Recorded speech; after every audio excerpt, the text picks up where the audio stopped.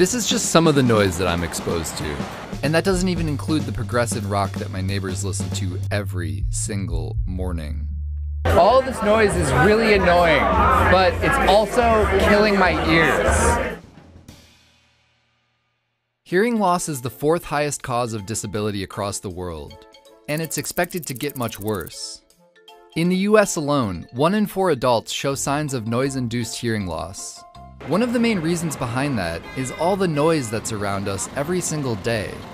According to the Environmental Protection Agency, the best way to protect your hearing is to limit noise levels to 70 decibels.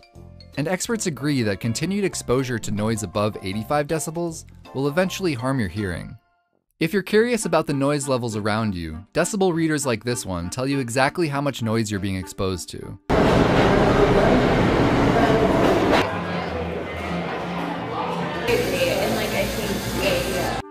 This one's actually fine.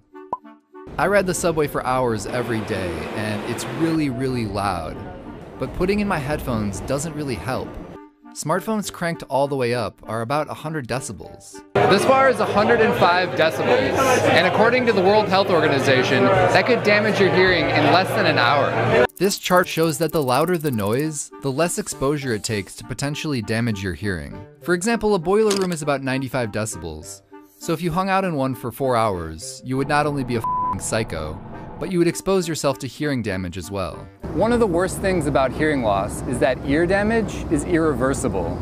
Most of us are born with something like 16,000 little hair cells in our ears, and these hair cells act as sound detectors. So when sound waves pass into our ears, they send a signal up to our brain, and then our brain decodes that sound. But the brain's interpretation is only as good as the signal it receives from the ear. And when the hair cells in the ear have been damaged, the brain can't detect the sound, or the sound is distorted. You can think about the hair cells like grass. And when you're walking through a field and you walk over blades of grass, they bounce back after a few minutes. But when you walk through that field enough times, you eventually create a path. And the same thing happens with the hair cells in your ears. When loud sounds pass into the ears and at high enough intensity, they bend those hair cells and they can bounce back during a recovery period.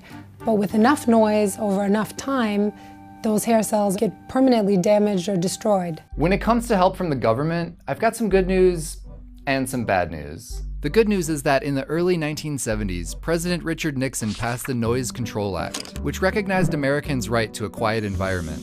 The bad news is that in 1981, President Ronald Reagan came along and essentially shut down the effort and left local governments to fend for themselves. The problem with that is local governments relied on federal funding to tackle noise problems. So yeah, you might be on your own on this one, but there are ways you can prevent noise-induced hearing loss.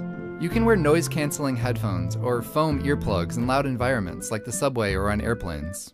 You can limit the amount of time you're exposed to loud sounds and move further away from the source of the noise.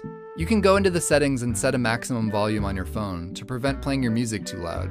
So yeah, the problem's bad, but you don't have to take it lying down.